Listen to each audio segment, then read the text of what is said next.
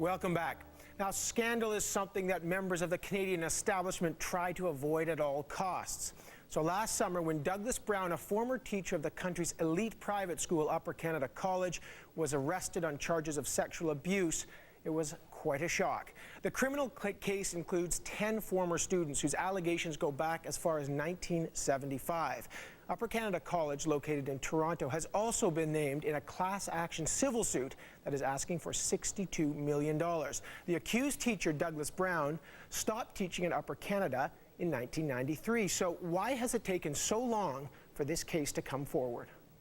Because of the sensitive nature of the ongoing criminal investigation and civil lawsuit, the victims in our story are not identified.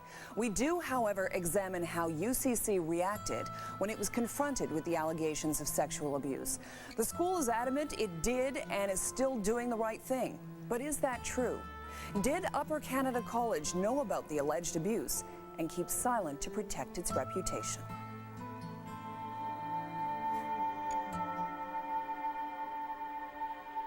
Danny is not his real name, and he's not the typical image of a former student of Upper Canada College.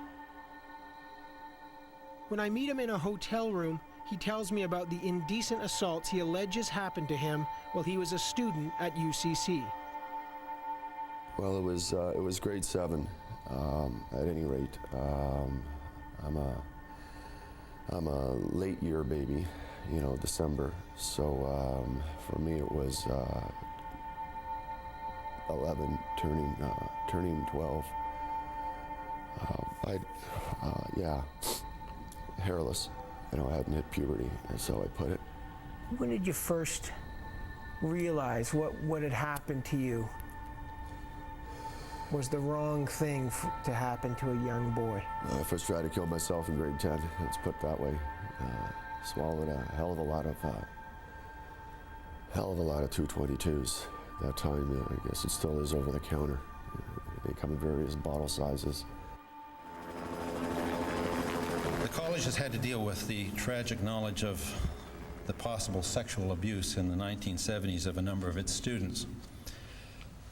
Charged with these crimes is one of our former teachers, and the case is expected to go to court sometime this year, I expect. 10 men have come forward alleging abuse by an English teacher named Douglas Brown. 19 counts, ranging from indecent assault, gross indecency, to forcible confinement. In dealing with it, there was one consuming principle that guided our actions, and that was to seek out and endeavor to what we simply called the right thing. We want to do the right thing. But did Upper Canada always do the right thing? We've discovered that since 1975, UCC has repeatedly been made aware of allegations about Douglas Brown. What Danny and the other victims want to know is, why did it take Upper Canada so long to act on these allegations? Were they simply trying to protect their reputation at the expense of the welfare of their students? After all, their reputation here began in 1829 when the school was first founded to groom the sons of the Canadian establishment.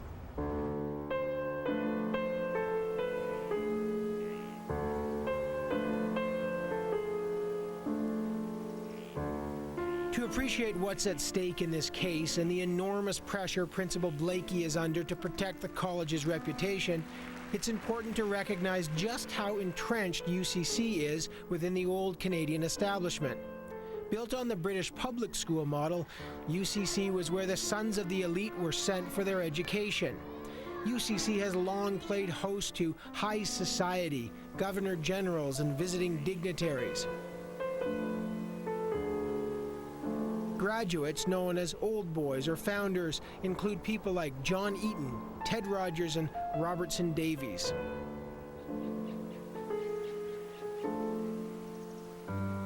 Old boy Ian Douglas explains how UCC was the necessary ticket into the upper echelons of society.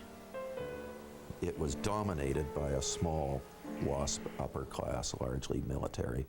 And Upper Canada was firmly cemented into that. Upper Canada was where you sent your children, if they were males, in order to be educated, in order to get them into their roles in society that they were supposed to occupy by virtue of their heritage and inherited privilege. There was this huge code of rigid, intolerant discipline permeated by the threat of immediate and often arbitrary punishment. The cane was in frequent use in those days, a regular daily occurrence somewhere in the school, most often in the boarding houses. Like the boarding students who eventually came forward in the Brown case, Ian Douglas discovered that some teachers at UCC didn't have to account for their actions. There was an unspoken tradition, the kind you find in the military. What happened at the school stayed inside the school. That particular day, for just the way it had worked, I was standing near the place where this man was seated at the head of one of the trestle tables. And something innocent happened. I mean, there was some exclamation, or there was some shuffle, or some movement, and his head swung around. And he focused on me, and he said, "Douglas, principal's office, after assembly." Just like that. So assembly ended a few minutes later. I went off to the principal's office, and he beat me with a cane. I note to this day know what I did to attract his attention. I don't know whether he had it in for me and decided that, I was going to be a victim and he was going to find a reason to do it. But it was completely arbitrary. It was brutal and sadistic, and it stayed with me all my life. By 1975, the year Douglas Brown arrived, caning had been banned. But there were few other restrictions, and Brown appears to have taken full advantage of the laissez-faire environment. His reputation was as a really, pretty wild, way-out English teacher. He brought in popular culture. One year, Pink Floyd's The Wall was on his syllabus. He was the first teacher I had that made us memorize poetry. But there was another side to Douglas Brown's charisma. He would drink beer with students in his apartment, and he was known to have a violent temper. One of the first things they'd ask you in English class is, "Do you know Mr. Brown?" And you'd say, "Oh, well, sure, I know him." And they would ask you these really insinuating questions. "Well, do you do the same things as Mr. Brown does?" And I would play games and say, "Well, what do you mean?" "Of course I teach grammar. Of course we do novels and plays." No, come on, sir, you know what we mean. Nudge, nudge, wink, wink, a la Monty Python. I said, "Well, what do you mean?" "Well, like drink beer."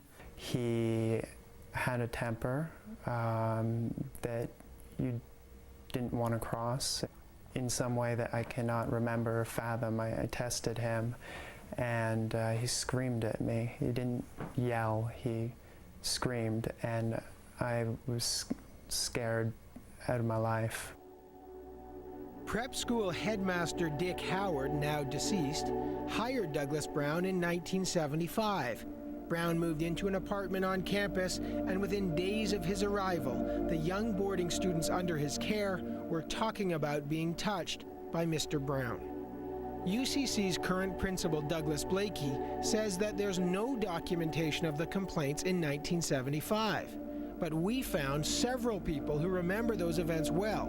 This is the voice of one of the victims. We'll call him Brian.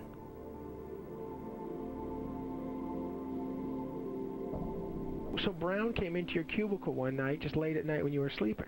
Yeah. And the next thing I knew, he was on top of me. And that's when you woke up? I recall waking up when he sat on the end of my bed. And I just sort of, curled up and, tried to think happy thoughts. And, just really didn't know what was going on. Former UCC teacher Anthony Hearn, who went on record in the National Post saying that he was absolutely confident that no abuse took place while he was there, told us a different story. Hearn spent 36 years at the school, and he does recall hearing complaints about Douglas Brown from the school's matron. I want to be exact about this. She told me that the boys were talking about it. They hadn't gone and told her. She said this was the talk in the house. And what happened? Was there any investigation?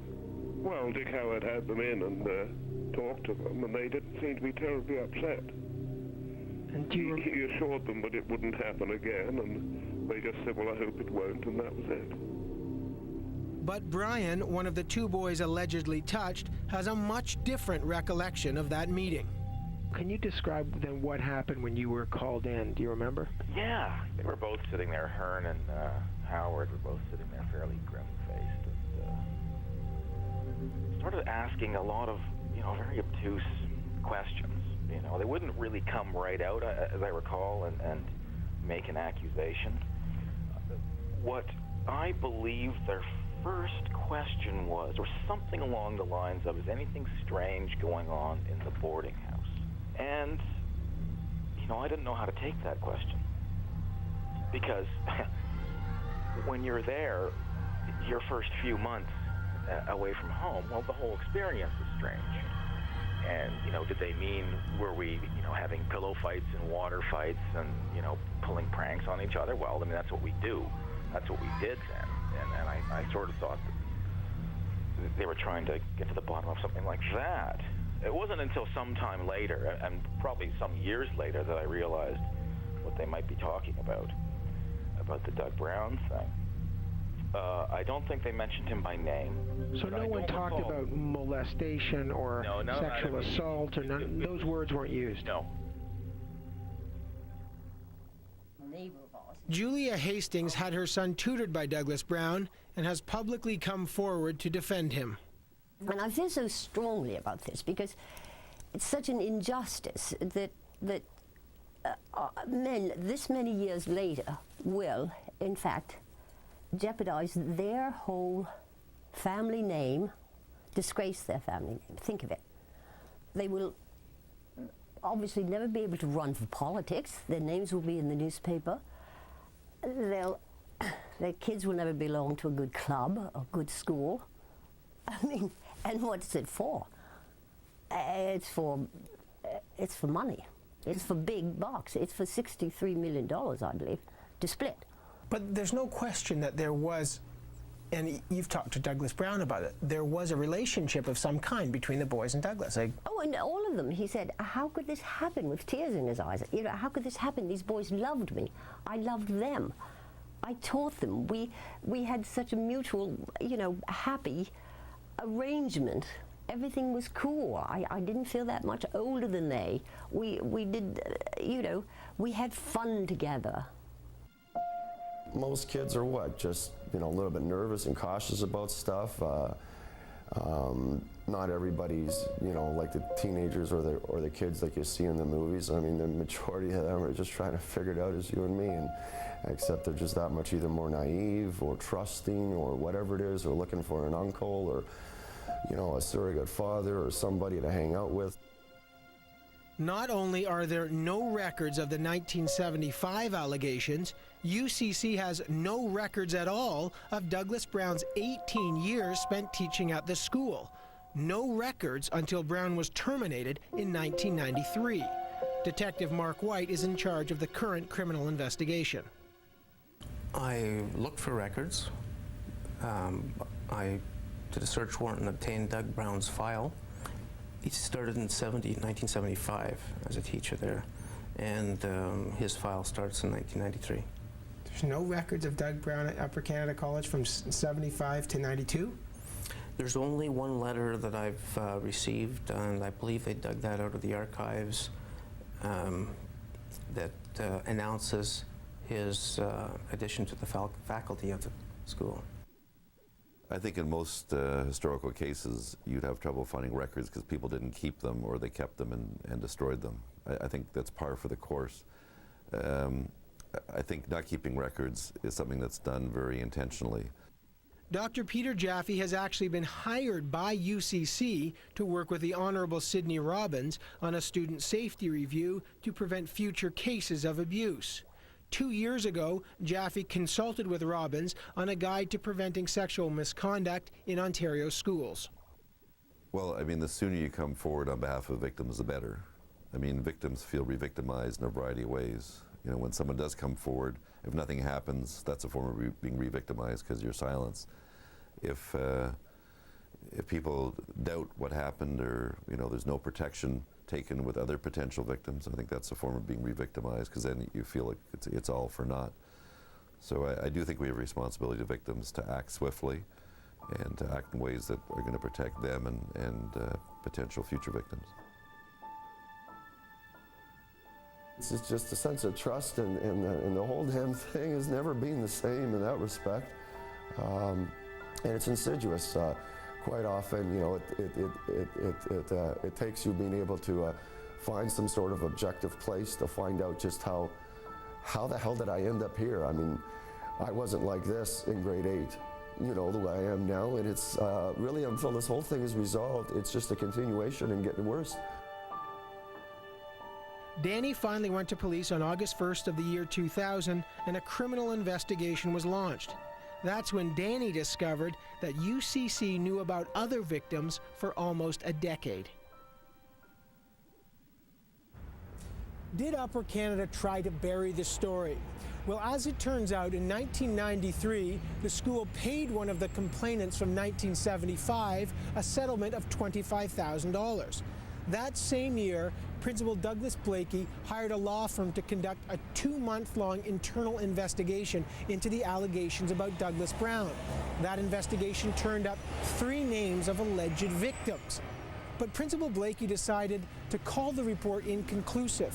He decided not to come forward and go to the police, and to keep the matter within the school. Detective Mark White, who's currently running the criminal investigation, found that report to be very important to his case. I did a search warrant, executed a search warrant at Upper Canada College, and received the file of Douglas Brown, and went through that. And in that file, it gave me names of other students who were involved in the investigation in 1993. And I contacted them, found that indeed they were victims themselves, and took statements from them, laid charges. When we come back, we'll look at why Upper Canada College didn't go to the police when they knew of 3 victims back in 1993. We'll also find out how Douglas Brown got a letter of reference from the principal who supposedly fired him. Please stay with us.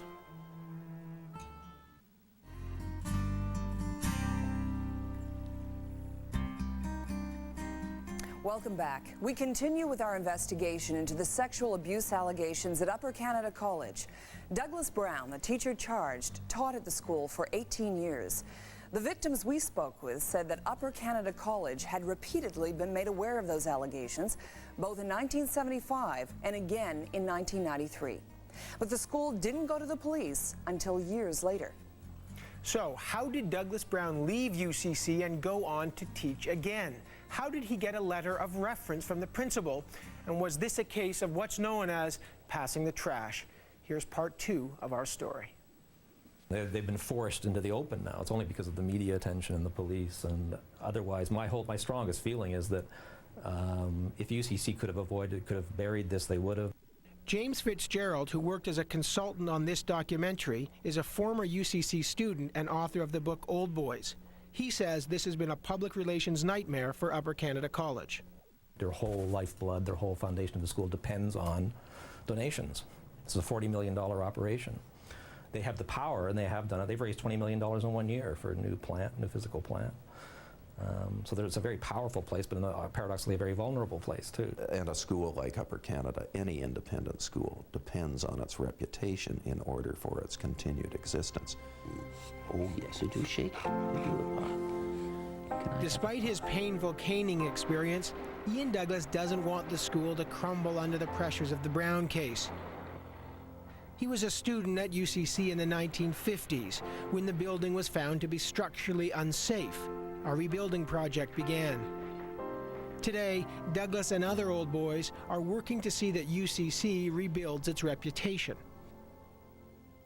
We saw the college of today, which I think is probably a very good institution and worth preserving. We saw it coming under a great deal of attack, possibly in the legal system, and with possibly adverse financial consequences. Nothing good can happen if the institution deteriorates and goes out of existence.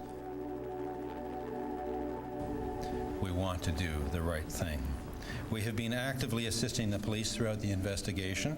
We have been open with the entire UCC community. We have encouraged our graduates to come forward if they have something to report to the police, and we have offered support to any of our graduates, this includes the alleged victims, who would benefit from it. But has UCC always been open with the entire community? In a speech to a UCC school assembly on September 7th of last year, Principal Blakey explained that he didn't go to the police back in 1993 because one of the former victims wasn't ready to do so. But what about the other two victims that he knew of? We managed to reach them both, and we asked them if they would have cooperated with police. If in 1993 the police had contacted you and they'd said that we've got your name from another student or from the school, would you have helped the police? Oh, yeah, I think so. You never said, I won't talk to the police about this? No, never said that, no. No, I would have gone along, absolutely. In 1997, after Blakey had received even more allegations about Douglas Brown, he did contact police, but without disclosing the individual's name. Exactly what he could have done back in 1993. And this is what bothers the other victim. If Douglas Blakey had done the exact same thing that he did in 97 and 93, for example, if he'd contacted the police without using your name to protect your identity, would you have talked to the police? Yes. Would you have helped out in an investigation? Yes. And would this case have been brought forward quicker, do you think? Oh, I'm sure it would. And yes, I mean, that is the question on everybody's lips, isn't it? It's an incredible thing that they've done. Even though he called his 1993 internal investigation inconclusive, Principal Blakey nonetheless terminated Douglas Brown's employment and paid him a severance package. But we've also learned that Principal Blakey did a lot more than just pay Douglas Brown some money. He also wrote him a detailed letter of reference, something the law didn't require him to do. And even the expert that UCC has hired to consult on its student safety policies characterizes this kind of action as passing the trash. Passing the trash, I think, refers to anything you might do with the potential perpetrator of child sexual abuse, where you move them on by some way, by allowing them to resign without any more investigation, by offering them a reference, by anything that encourages them to get a job elsewhere where their behavior may continue. I mean, that's passing the trash. I want to ask you as an expert, because I have a letter here. Here's the letter of reference Principal Blakey wrote to for Doug Brown. May 14th, 93. This is to whom it may concern. Mr. Douglas Brown joined the faculty of Upper Canada Preparatory School as a teacher in the fall of '75. During his UCC career, Mr. Brown taught a variety of subjects in grades 5 through 8, and it lists his responsibilities. He was one of the boarding house masters responsible for approximately 65 students, ages 9 to 14. It goes on, quite long. After 18 years of service, the letter concludes, Mr. Brown submitted his resignation in May of '93. Yours sincerely, the signature of Douglas Blakey, the principal. Principal Blakey has publicly maintained that he, quote, terminated Mr. Brown's employment.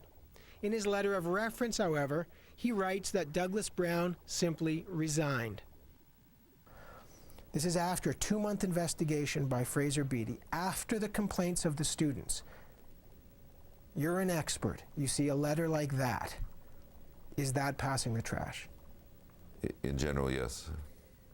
If I wanted to pass the trash, I'd write a letter like this. Unfortunately, it's normal. You know, across Canada and the U.S., teachers who resign because of allegations of sexual abuse often get some letter from the board that's trying to get rid of them, and they often use that to get a job elsewhere. So if anyone called me, my advice would be unequivocal. You shouldn't write those letters. If you don't want someone working for you in your school, they shouldn't be working for any other school, period. Douglas Brown did go on to teach at other schools. He taught in the Maldives Islands, and then through a Canadian institute called Red River College, he took a position teaching in China. We wanted to talk to Douglas Blakey and ask him why he wrote Douglas Brown a letter, why he didn't go to the police back in 1993, but Principal Blakey refused to grant us an interview. He did send us a letter, however, saying, quote, "We are trying to move forward," and, quote, "We're practicing what we teach in our classrooms, which is to do the right thing." Principal Blakey's tenure at UCC has just been renewed for another 2-year term. Those involved in the class action suit will have to wait for the courts to decide if UCC did do the right thing, and that wait is a long one. What other elements of your life have been affected? Not really feel like being social, pulling back from most of society and even whatever the hell's left of it that I run into. My social life consists of people's answering machines, lawyers, and therapists right about now. I just try to do my best to try to protect myself and still be able to walk away with some dignity, even if it's everybody's going, "It's okay, you're not responsible." That fuck means fuck all. You're the one that's got to look at yourself in the mirror.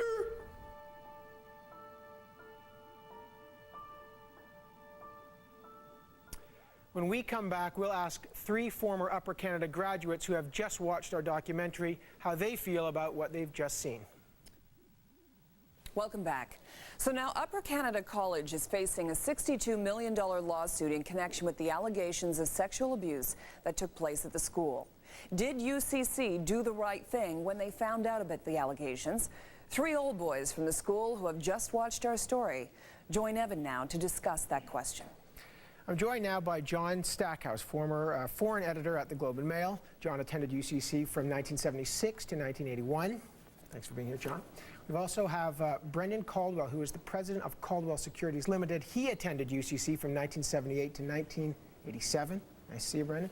And also we have Jay Richardson, who is the managing director of Merchant Capital Group. He attended UCC from 1955 to 1962. John, I want to start with you. You've obviously been receiving the letters that UCC have been sending out about this case. Has UCC done the right thing in your mind when these allegations came forward? Well, the college has certainly improved over the last 12 months in terms of its approach to this issue, but it still has not admitted any guilt or wrongdoing.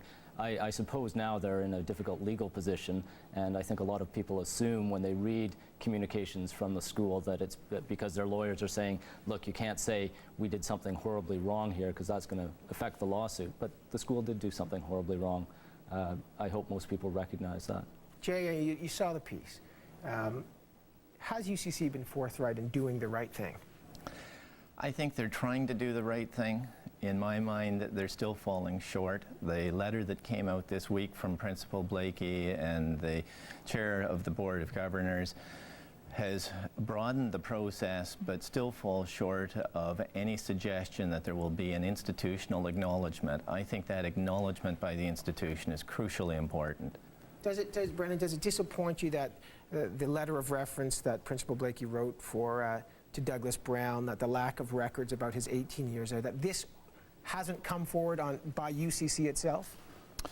Well, I mean, I don't know how much the school can come forward. They are still in the process of trying to figure out what all happened, because it was, if it was more than Doug Brown and more than one teacher, more than one student, they're in the process of trying to get to the bottom of it. So I'm not sure they won't come forward with some sort of acknowledgement once they figure it all out, but it's going to be a while. Does the letter of employment, letter of reference trouble me? Well, I don't know what else you could do. I mean, they say one says he resigned, one says he was fired, but that's the way things tend to go. But even if you're not legally obliged, after you found out there's 3 allegations from 3 victims, would you write a letter of recommendation for a guy that you've had these allegations? No, you certainly wouldn't, although I think this points more to UCC's past from a few decades ago about how the school dealt with these sorts of issues, and I would greatly hope that this is not the way things are done now. I'd be shocked if they are. Even though it's the same, I mean, are you disappointed that it is the same principal who is being open about what he wants to do in the future, but hasn't disclosed the details about what happened in the past? You say decades ago, but it was 1993 we're talking about. I'm disappointed, and while I recognize that oftentimes letters of reference attempt to be nothing more than factual restatements, the omissions, it seems to me, are suggestive of there being no problem when I believe he knew there was a problem. Well, for him to get a job, he had to go to the Maldives and the Indian Ocean to get another job teaching again. So it wasn't that, it couldn't have been that glowing a letter of reference. You had him as a teacher in grade 6. You had Doug Brown as a teacher. Yeah. And honestly, I was mixed on him as a person, but he was a spectacular English teacher. And for those that were less mixed on him, then you know, they could probably just see him as a spectacular English teacher. So, what do you think about when you see the victims, and their allegations, that their experience was obviously different than yours? I mean, I'm deeply saddened that my contemporaries would have suffered that badly. I mean, it's a really awful situation that's been repeated at Upper Canada and the Catholic Church and Maple Leaf Gardens. You know, it's a messy, messy situation that I hope they get to the bottom of. And more than that, I hope that there's some peace brought to that young man and others that have been suffered like this. Is it different for a place like Upper Canada College, well known across the country? It's an elite institution. Is it different than what happens at the schools with Native kids, at the Catholic churches, at hockey arenas? No. Is there something different? No, and I would stress that. I think we have a societal problem in how we deal with children and in placing children under the authority of adults. UCC is getting a lot of attention because it's a very high-profile school, so it has to accept that. But this is true right across the country, and as I say, it's a societal problem. UCC's problem is more than Doug Brown. There was a problem of supervision there, and that's the same in the Catholic Church, at Maple Leaf Gardens, in minor league hockey. There is a lack of supervision. There's also a lack of awareness, and this is just we're starting to see some progress on this, of children's rights, of children knowing that they have rights. I think UCC now makes it clear to its students that they do have rights, even if they're in the prep school or very young. But as a society, we've got a huge way to go in terms of making serious progress. I think what's shocking about this is that it's not typical at-risk youth, but frankly, the kids in the boarding house in the prep were as much at risk as anyone in terms of being vulnerable, being sent away from their families for a whole host of reasons at 6, 7, 8, 10 years old. It's a question of authority. I mean, that is often the root of abuse cases is the authority relationship. And in a boarding school, authority is almost absolute, which is highly dangerous. So what happens now, Jay? How does Upper Canada fix itself? How does it repair the damage that this case has caused? I hope one of the things that happens, Evan, is that you do more shows specifically on Upper Canada, but generally on these kind of abuses, because the catalog of abuse at Upper Canada is far beyond sexual abuse. It goes all the way from bullying at one end of the spectrum to the incredible number of suicides that there have been amongst my colleagues while students and after their student days. I think that the commission that Justice Robbins is running is going to be a very important healing process. How the college responds to that, whether it can come out and acknowledge, if not admit guilt.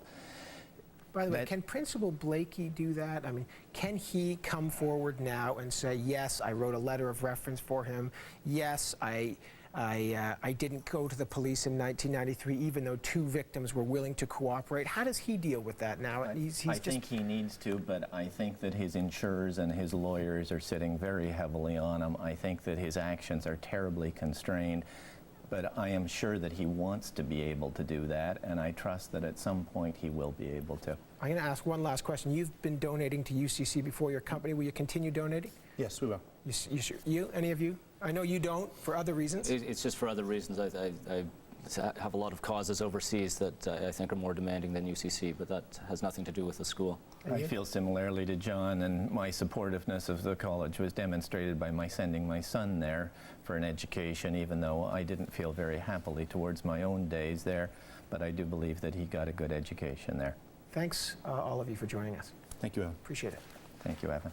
If you have anything to say about the story or anything else in our program, we want to hear it. You can send a letter or postcard to this address: CBC News Sunday, Box 500, Station A, Toronto, Ontario, M5W 1E6. Or if you prefer, you can email us at sunday@cbc.ca.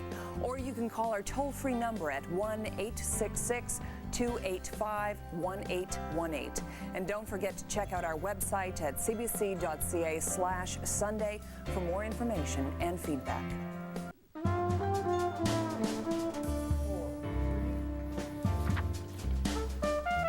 now it's time for a Sunday feedback segment where you tell us what you think about our program, and you had a lot to say about last week's program, particularly about our story on the allegations of sexual abuse at Upper Canada College. Here's a sample of your feedback.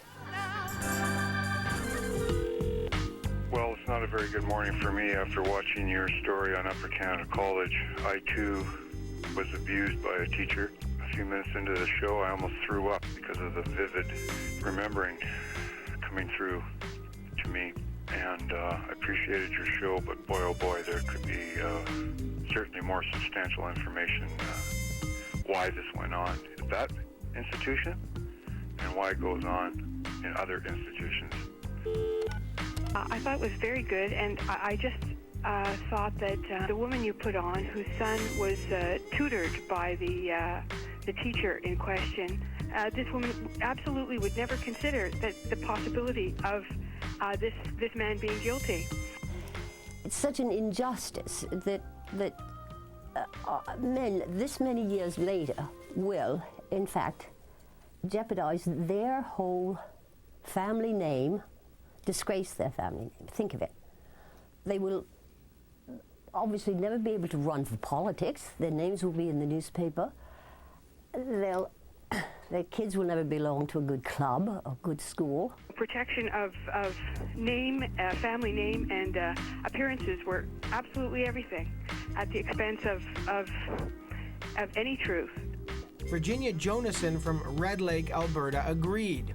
She wrote, "What appalled me the most was the woman who vehemently defended the actions of the teacher involved. It is the denial of people like this that re-victimize us all over again. Sullying the family name, good clubs, and getting good job references has nothing whatsoever to do with bringing this issue forward. Education is the only answer." But Nick Reykjavik felt differently. He attended UCC in the class of 1993 and wrote, "The CBC should also strike some balance. UCC is the finest school in this country. It offers top facilities and programs to many walks of life and social statuses. I came from an ethnic family of modest means, but was accepted to the school on a scholarship, became a boarder, and ironically had Mr. Brown as an associate housemaster. In my time at the school, I never felt physically threatened. Instead, I graduated with a greater sense of personal empowerment and a feeling that the school had greatly contributed to my personal growth." It's too bad we can't put all our letters on. We certainly got a lot from last week, both about the UCC and, of course, the Colm Fior interview. Oh, that's right. The Colm Fior interview, which we ran last week. And by the way, Trudeau is on tonight. It starts at 8 o'clock. Great reviews on that. Now, if you have anything to say about this story or anything else on our program, we want to hear you. You can send us a letter or a postcard to this address, CBC News Sunday, Box 500, Station 8, Toronto, Ontario, M5W1E6. Or if you prefer, you can email us at sunday@cbc.ca, or you can call our toll-free number. That is 1-866-285-1818. And don't forget to check out our website. That's at cbc.ca/Sunday for more information and more feedback.